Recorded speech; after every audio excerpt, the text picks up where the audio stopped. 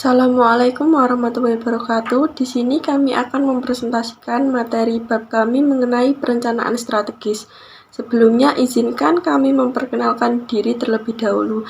Perkenalkan, nama saya Nafa Fadila Widianingrum, NIM 202112019, dan rekan saya Cindy Anggraini, NIM 202112018.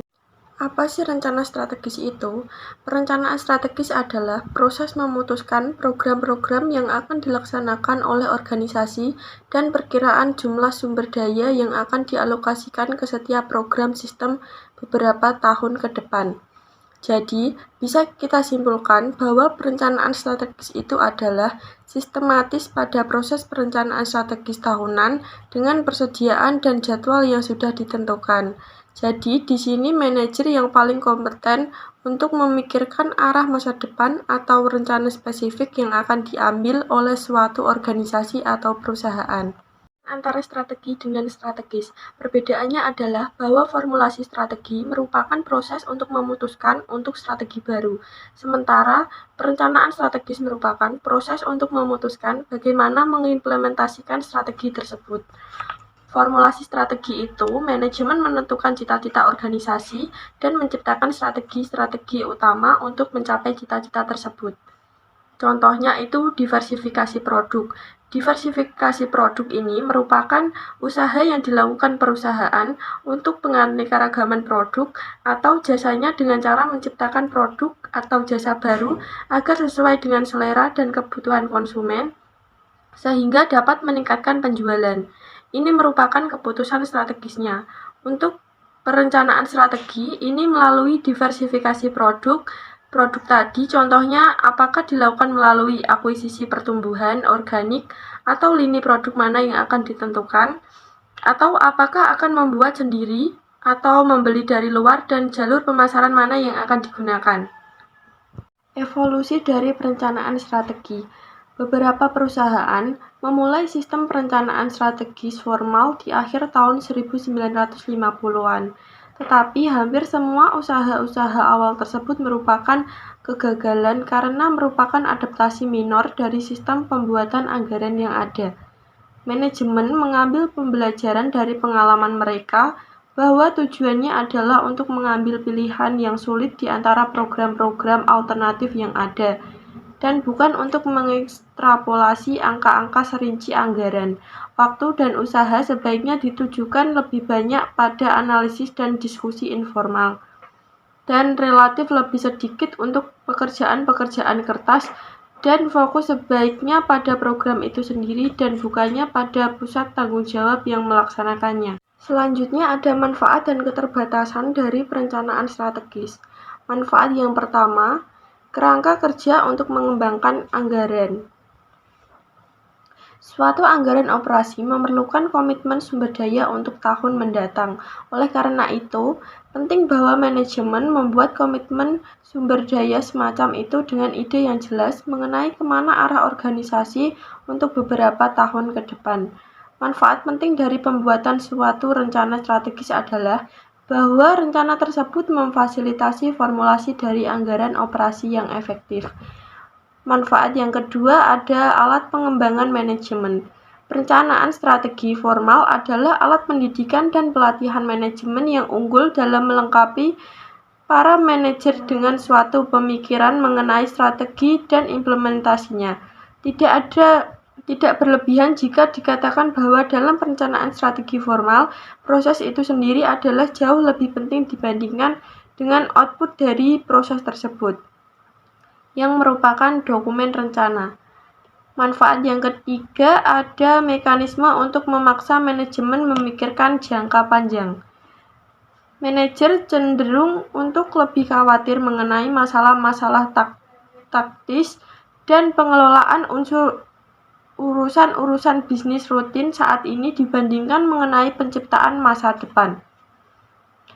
Proses perencanaan strategis formal memaksa manajer untuk menyediakan waktu guna memikirkan masalah-masalah jangka panjang yang penting. Manfaat yang keempat, alat untuk menyejajarkan manajer dengan strategi korporat. Debat, diskusi, dan negosiasi yang terjadi selama proses perencanaan mengklarifikasi strategi korporat, menyatukan dan menyejajarkan manajer dengan strategi semacam itu, dan mengungkapkan implikasi dari strategi korporat bagi manajer individual. Selain memiliki manfaat, perencanaan strategi juga memiliki keterbatasan. Di antaranya, perencanaan strategi berakhir menjadi pengisian formulir latihan birokrasi tanpa pemikiran strategis. Dan organisasi mungkin menciptakan departemen perencanaan strategis yang besar dan mendelegasikan pembuatan rencana strategis kepada para staf tersebut. Bisa kita lihat kedua gambar di samping. Gambar 8.1 merupakan suatu perusahaan tanpa proses perencanaan strategis, sedangkan gambar 8.2 menggambarkan suatu perusahaan dengan proses perencanaan strategis. Sebagaimana ditunjukkan oleh tampilan 8.1, suatu perusahaan tanpa proses perencanaan strategis mempertimbangkan terlalu banyak masalah-masalah strategis dalam tahap pembuatan anggaran, sehingga secara potensial mengarah pada kelebihan informasi, pertimbangan yang tidak mencakupi atas beberapa alternatif strategi, atau pengabaian dari beberapa pilihan yang semuanya merupakan lingkungan disfungsional yang dapat secara serius mempengaruhi kualitas dari keputusan alokasi sumber daya. Manfaat penting dari perencanaan strategis adalah memfasilitasi keputusan alokasi sumber daya yang optimal yang mendukung opsi strategis kunci. Sedangkan pada gambar 8.2 menunjukkan bagaimana proses perencanaan strategis mempersempit rentan opsi sedemikian rupa sehingga para perencana dapat membuat keputusan alokasi sumber daya yang intelijen selama proses pembuatan anggaran. Dengan demikian, rencana strategis membantu organisasi untuk memahami implikasi dari keputusan strategis untuk rencana tindakan dalam jangka pendek. Karakteristik rencana strategis formal yang diinginkan dalam organisasi. Yang pertama, manajemen puncak, yaitu bahwa perencanaan strategis adalah penting. Jika tidak ada perencanaan strategis, kemungkinan besar akan menjadi latihan para staf yang hanya memiliki sedikit dampak pada pengambilan keputusan aktual. Yang kedua, organisasi tersebut relatif besar dan rumit.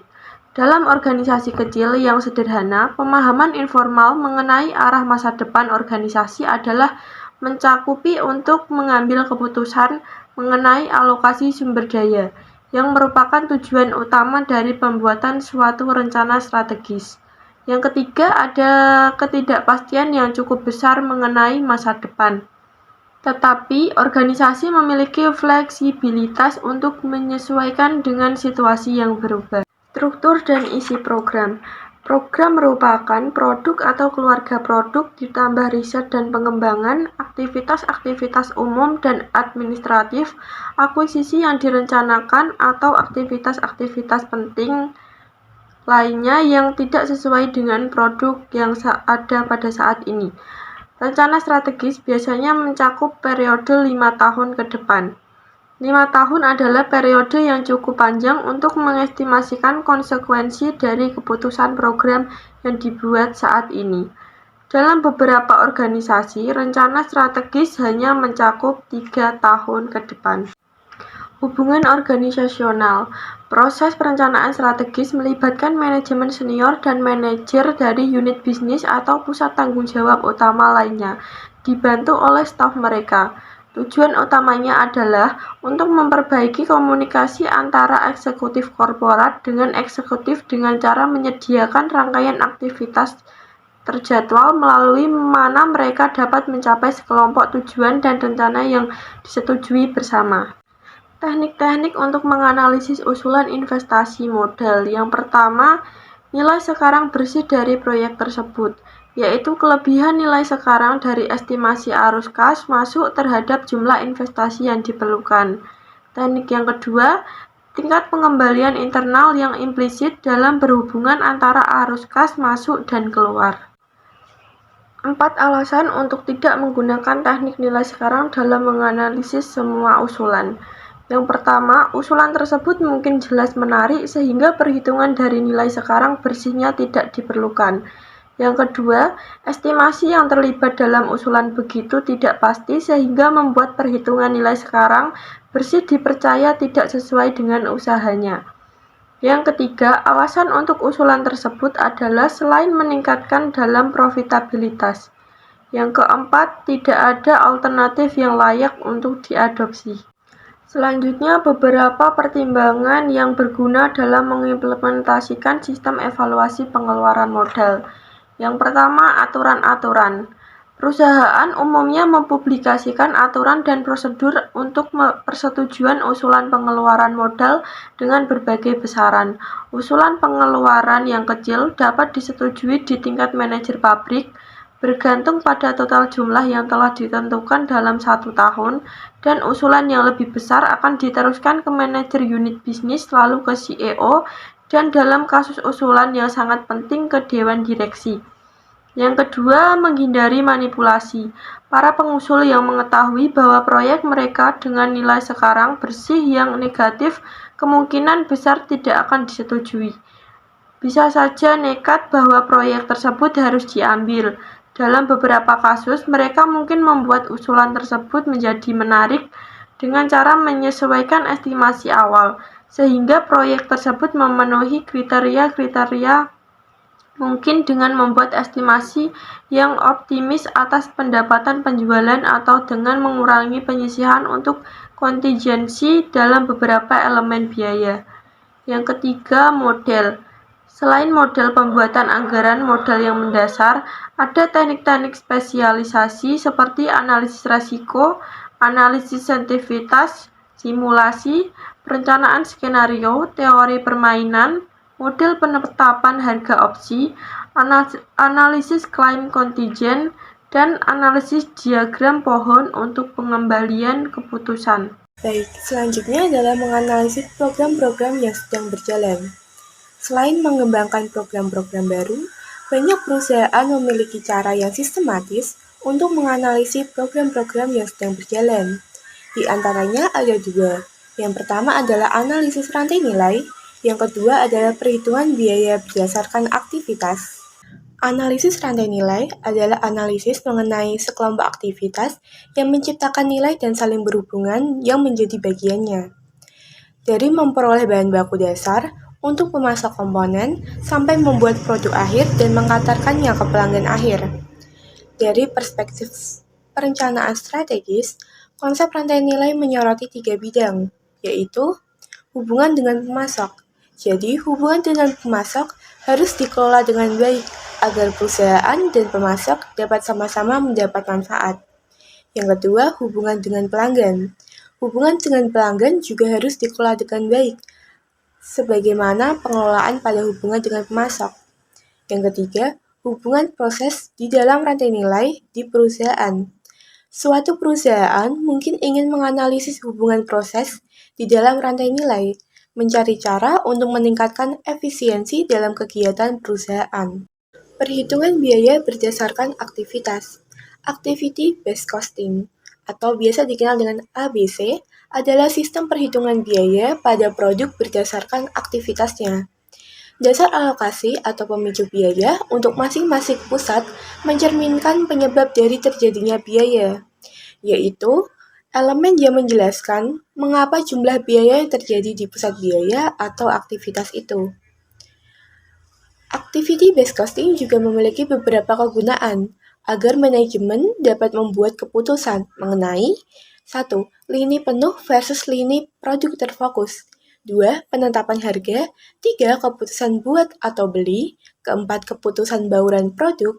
5. Penambahan atau penghapusan produk. 6. Penghapusan aktivitas tidak bernilai tambah. 7. Penekanan pada tata ruang pabrik. Dan terakhir adalah kesederhanaan dalam desain produk. Selanjutnya adalah proses perencanaan strategis. Langkah pertama dari proses perencanaan strategis tahunan adalah meninjau dan memperbarui rencana strategis yang disetujui tahun lalu. Pengalaman akrual untuk beberapa bulan pertama, tahun berjalan telah dicerminkan dalam laporan akuntansi, dan hasilnya diekstrapolasikan untuk memperoleh estimasi terbaik saat ini untuk tahun tersebut secara keseluruhan. Yang kedua, memutuskan asumsi dan pedoman. Rencana strategi yang telah diperbarui memasukkan asumsi-asumsi yang luas, seperti PDB, pergerakan musiman, tarif upah, harga bahan baku, kondisi pasar, dan masih banyak lagi. Pembaruan yang dihasilkan dapat sebagai dasar bagi keputusan manajemen senior mengenai tujuan yang akan dicapai dan mengenai pedoman kunci yang akan diobservasi dalam merencanakan bagaimana tujuan-tujuan ini. Yang ketiga adalah iterasi pertama dari rencana strategis. Menggunakan asumsi, tujuan, dan pedoman tersebut, unit bisnis dan unit operasi lainnya membuat rancangan pertama dan rencana strategis yang mungkin memasukkan rencana operasi yang berbeda dari yang dimasukkan dalam rencana sekarang. Rencana strategis yang telah selesai berisi laporan laba rugi, persediaan, piutang, dan pos-pos kunci neraca lainnya, jumlah karyawan, informasi penjualan, dan produksi, pengeluaran pabrik dan akuisisi modal, arus kas dan penjelasan serta justifikasi naratif. Angka-angka cukup terinci untuk tahun depan dan tahun berikutnya, dengan informasi ringkas untuk tahun-tahun sesudahnya. Yang keempat adalah analisis. Dalam banyak kasus, jumlah dari rencana unit bisnis mengungkapkan kesenjangan perencanaan, yaitu jumlah dari rencana-rencana individual tidak mencapai tujuan korporat. Hanya ada 3 cara untuk menutupi kesenjangan perencanaan. Yang pertama, temukan kesempatan untuk perbaikan dalam rencana unit bisnis. Yang kedua, melakukan akuisisi. Atau yang ketiga, meninjau ulang tujuan korporat. Langkah yang kelima adalah iterasi kedua dari rencana strategis. Analisis dari penyerahan pertama mungkin memerlukan revisi rencana dari beberapa unit bisnis, tetapi juga mengarah pada perubahan asumsi dan pedoman. Beberapa perusahaan tidak mengharuskan revisi formal dari unit bisnis. Perusahaan-perusahaan tersebut menegosiasikan perubahan secara informal dan memasukkan hasilnya ke rencana di kantor pusat. Dan langkah yang terakhir adalah tinjau dan persetujuan akhir. Pada suatu pertemuan dengan pejabat-pejabat senior korporat, umumnya mendiskusikan rencana yang direvisi secara panjang lebar. CEO memberikan persetujuan akhir. Persetujuan tersebut sebaiknya dilakukan sebelum awal dari proses pembuatan anggaran, karena rencana strategis merupakan input yang penting dalam proses itu. Selanjutnya adalah studi kasus. Di sini ada gambar mengenai rantai nilai dari PT Cimory. Dapat kita lihat bahwa terdapat beberapa hubungan seperti dengan pemasok, dengan pembeli, dan dalam proses. Di sini kita bisa tarik kesimpulan bahwa para pemasok menyetorkan bahan bakunya, baik bahan baku utama maupun bahan baku pelengkap, kepada PT Cimory, yang kemudian diolah menjadi beberapa produk seperti yogurt, susu segar, mayones, dan keju, yang kemudian produk-produk tersebut akan didistribusikan kepada pelanggan sampai mengenai pada pelanggan akhir. Selanjutnya masih di PT Cimory, seperti yang sudah saya jelaskan tadi bahwa perencanaan juga membutuhkan asumsi-asumsi luas, seperti harga bahan baku penting dan kondisi pasar. Di PT Cimory tersendiri, pada tahun 2022, kasus penyakit mulut dan kuku atau PMK berimbas pada ketidakstabilan ekonomi dan distribusi pangan serta produk turunan ternak secara nasional, sehingga terdapat resiko kenaikan harga bahan baku, sehingga perseroan atau PT Cimory telah mengambil rencana strategis, di antaranya meliputi berinvestasi pada fasilitas produk dan fasilitas pergudangan agar dapat memenuhi permintaan pasar, meningkatkan kapasitas produksi, dan investasi dalam pusat distribusi dan cabang. Sekian presentasi dari kelompok kami. Mohon maaf apabila ada kesalahan kata maupun tindakan. Terima kasih atas perhatiannya. Wassalamualaikum warahmatullahi wabarakatuh.